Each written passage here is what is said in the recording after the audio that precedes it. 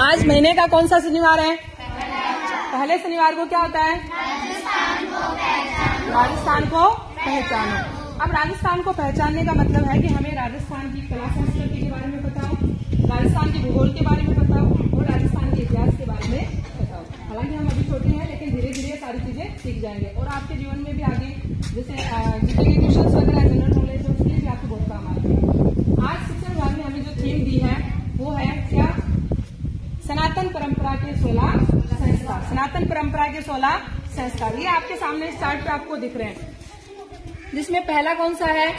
गर्भधान संस्कार, दूसरा पुष्पन संस्कार, फिर सीमांतोयन संस्कार, जात कर्म संस्कार, पांचवा नामकरण, छठा निष्कर्मण, सातवां अन्नप्राशन, फिर अगला मुंडन संस्कार, नौवां कर्ण भेदन संस्कार, 10वां उपनयन संस्कार, 11वां विद्यारंभ संस्कार, 12वां केशांत संस्कार, 13वां समावर्तन, 14वां विवाह संस्कार, 15वां विवाह अग्नि संस्कार और 16वां अंत्येष्टि संस्कार। ये 16 संस्कार होते हैं। ठीक है, अपन इनके बारे में बात करेंगे और एक छोटी सी गतिविधि करेंगे। यस, गतिविधि में आपको क्या करना है? दिशा ग्रुप बैठा सामने। गतिविधि में आपको ये करना है कि आपको पिक्चर दी हुई है उन संस्कारों से संबंधित और यहाँ पे नाम लिखे हुए। अच्छा, मैं वो संस्कार का नाम बोलूंगी और आपको आगे आके उसकी क्या दिखानी है, वो उससे संबंधित पिक्चर जिसके पास भी है वो दिखाएगा। थोड़ा सा मैं आपको बता दूं कि जैसे पहला जो संस्कार है, या मैं जिसका नाम लूंगी सिर्फ अपन उसी की बात करेंगे। तो सर यस, पहला जो संस्कार है उसी से हम बात करते हैं। हो सकता है किसी के पास भी उचित गर्भधान संस्कार। हम सब देखते हैं कि विवाह के बाद जो महिला है उसके द्वारा जब गर्भ धारण करा जाता है, आपने देखा होगा अपनी मम्मी वगैरह को, चाची वगैरह को परिवार में, यस, तो उसमें बच्चा गर्भ में आता है, बच्चा गर्भ में आता है, वो हो गया गर्भधान संस्कार। गुड, रूपा के लिए क्लैप हो जाए। यस, दूसरा है अपना, रूपा बैठो। दूसरा है पुष्पन संस्कार, यानी गर्भ में बच्चा आया उस बच्चे की रक्षा की जाती है। गर्भ में बच्चा आया उस बच्चे की हमें रक्षा करनी है, वो माता पिता का फर्ज होता है, वो होता है पुष्पन संस्कार। किसके पास है? यस, दिखाइएगा। गुड राजवीर।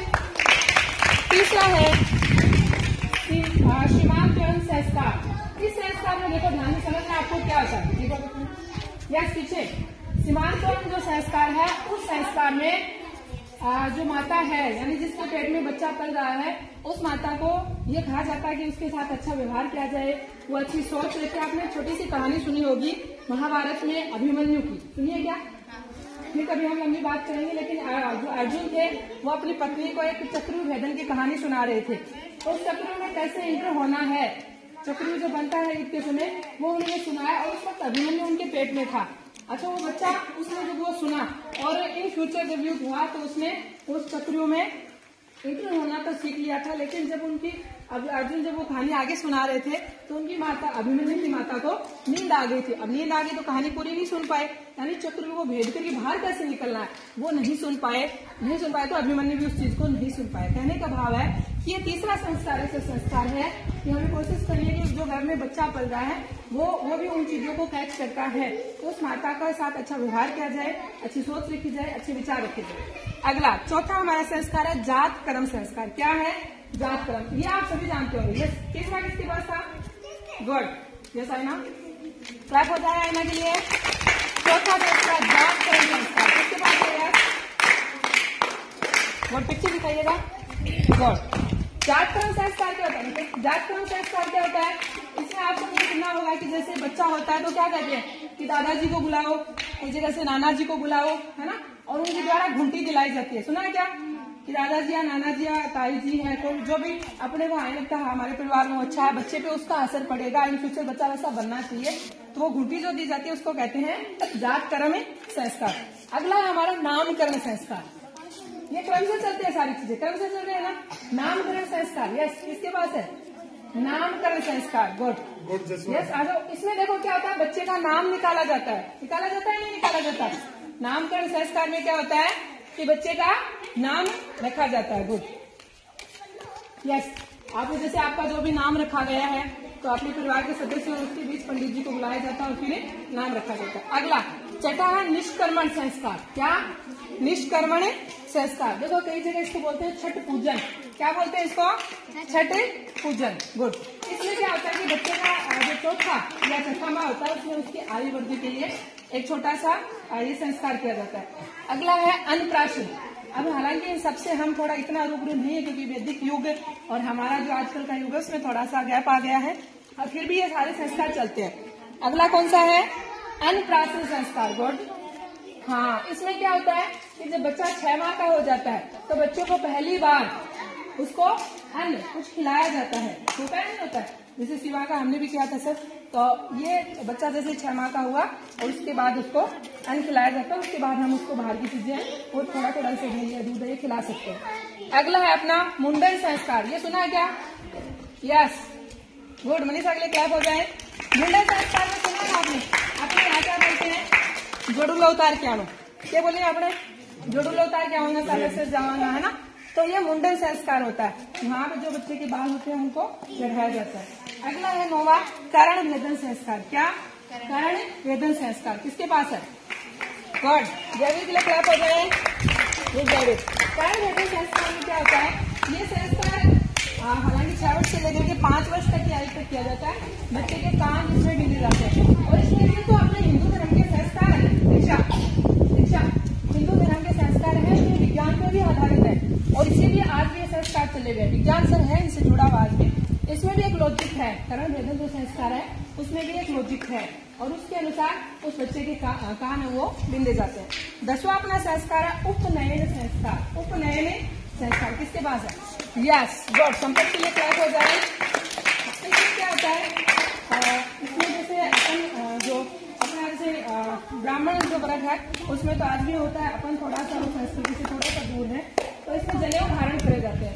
इस सृष्टि में 3 देवता है जिनको विशेष माना जाता है, ब्रह्मा, विष्णु और महेश। ब्रह्मा, विष्णु और ब्रह्मा इस सृष्टि की उत्पत्ति करते हैं, विष्णु जी इस सृष्टि को चलाते हैं और महेश इस सृष्टि का संहार करते हैं। तो वो जनेऊ के रूप में 3 धागे होते हैं, माना जाता है।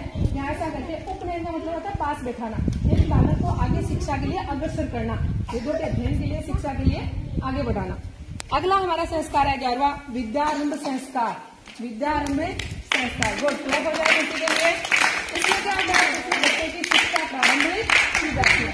और पहले इसमें जैसे फोटो में आपने देखा कि एक गुरु है, 2 शिष्य बैठे। पहले ये गुरु परंपरा जो थी, आश्रम व्यवस्था थी, उसके अनुसार ये था। आज आप शिक्षा के लिए जब आप आते हो ऐसे थोड़ी ना बच्चा कभी भी आ गया, एक टाइम होता है, क्रम से चलते हैं, तो वो विद्यारंभ संस्कार होगा। उसके बाद अगला है केशांत संस्कार। कौन सा? केशांत। किसके पास है? Yes, good. केशांत संस्कार क्लास होता है ममता के लिए। अब बच्चा में क्या होता है कि शिक्षा संस्कार, जैसे आप आजकल की स्टेप अगर माने तो कॉलेज में आप चले जाते हो, 12वीं तक की आप शिक्षा ले लेते हो, यानी गुरुकुल में शिक्षा ग्रहण करने के बाद और बच्चों को पहली बार दाढ़ी बनाने की अनुमति दी जाती थी। यानी शिक्षा आपकी पूरी होने को है तो पहली बार दाढ़ी बनाने की अनुमति दी जाती थी और इस संस्कार को गोदान संस्कार भी कहते हैं। क्या कहते हैं? गोदान संस्कार। ये हो गया केशांत। अगला है समावर्तन संस्कार। समावर्तन। Yes, good. समावर्तन संस्कार में क्या होता है कि बच्चा अब उसने अपनी शिक्षा ग्रहण कर ली और अब वो अपनी गुरु की इच्छा से और ब्रह्मचारी आश्रम उसका हो गया, उसके बाद वो अपने घर को वापस लौटता है। आज की परंपरा में अपन देखें तो ये होता है कि अपनी शिक्षा पूर्ण हो गई है और उसके बाद जब हम गृहस्थ जीवन में प्रवेश करने का सोचते हैं, यानी जब हम शादी करते हैं उसके बाद किसके भाई शादी से पहले की, यानी जैसे शिक्षा पूरी हो गई उसके बाद जब बच्चों को अनुमति मिल जाती है कि हाँ तुम गृहस्थ आश्रम में प्रवेश कर सकते हो, तो वो कौन सा है? समावर्तन संस्कार। अगला अपना विवाह संस्कार। विवाह संस्कार। यस, फिर इसमें अगले क्लैप हो जाए। विवाह संस्कार जैसा कि आप बच्चों में देख पा रहे हैं, इस संस्कार में क्या होता है? सभी देव तो आप सबको पता है ना, अपन देखते हैं सभी देवी देवताओं की आराधना करके और एक स्त्री और पुरुष का जब विवाह होता है, उनका मिलन होता है, वो विवाह संस्कार है। अगला है विवाह अग्नि संस्कार। 15वां विवाह अग्नि संस्कार। गुड। अमित के लिए क्लैप हो जाए। हाँ, इसमें क्या होता है? शादी हो गई उसके बाद गृहस्थ जीवन में हम हैं तो अपने को जो भी मतलब इन फ्यूचर जो सात्विक तरीके से और जो इस सृष्टि के लिए, जो इस जगत के लिए, जो इस परिवार और समाज के लिए सही है, तो वो अग्नि को साक्ष्य मान करके समय समय पे हवन वगैरह करते हैं ना अपन, तो वो हो गया विवाह अग्नि संस्कार। और अपना लास्ट है अंत्येष्टि संस्कार। अंत्येष्टि संस्कार। गुड, प्रवेश के लिए क्लास हो जाए। ये संस्कार व्यक्ति के जीवन का अंतिम संस्कार होता है और इसका अर्थ है कि अंतिम यज्ञ। आज भी हिंदू समाज में सब यात्रा के आगे घर से अग्नि जला कर ले जाती है। ये चीज तो मुझे पहली बार बता देगा। सब यात्रा के आगे घर से ही अग्नि जला कर ले जाती है और उसी अग्नि से उस चिता को प्रज्वलित किया जाता है। यानी अंत्येष्टि जब डेथ हो जाती है तो उस सब को जो अग्नि दी जाती है वो है अपना अंत्येष्टि संस्कार। अब अपन ने इसको बहुत थोड़े से समय में शॉर्ट में अपन ने करा है, लेकिन इन सोचो जब हम बड़े होंगे इन सारे संस्कार, अभी बहुत सारे संस्कारों से तो हम गुजर चुके हैं, इनको हम समझने का प्रयास करेंगे। अपना भाव यही है, सरकार का अपना जो नो बैक डे है उसकी थीम, उसका भाव ये है कि हम हमारी राजस्थान की जो परंपराएं हैं, जो कल्चर है, जो संस्कृति है, उससे रूबरू हो, उनके बारे में हमें जाने। तो ये अपने 16 संस्कार थे। एक बार रिपीट कर दो। पहला गर्भाधान संस्कार, दूसरा पुष्पन संस्कार, तीसरा समांतरण संस्कार, चौथा जात कर्म संस्कार, पांचवा नामकरण संस्कार, छठा निष्कर्मण, सातवां अन्नप्राशन, आठवां मुंडन संस्कार, नौवां कर्ण भेदन संस्कार, 10वां उपनयन संस्कार, अगला 11वां विद्यारंभ संस्कार, केशांत संस्कार, अगला समावर्तन संस्कार, विवाह संस्कार, विवाह अग्नि संस्कार और अंत्येष्टि संस्कार। ये हमारे 16 संस्कार थे, जिनकी पिक्चर्स भी आपने देखी, समझा, कुछ समझ में आया? ओके, तो ये अपने जीवन से संबंधित हमारी जो सनातन परंपरा है उसके 16 संस्कार। एक बार क्लैप हो जाए सबके लिए। तो आप सबका भी प्रयास अच्छा था और ये छोटा सा प्रयास है, एक थीम है अपनी कि हम हमारे राजस्थान को जाने।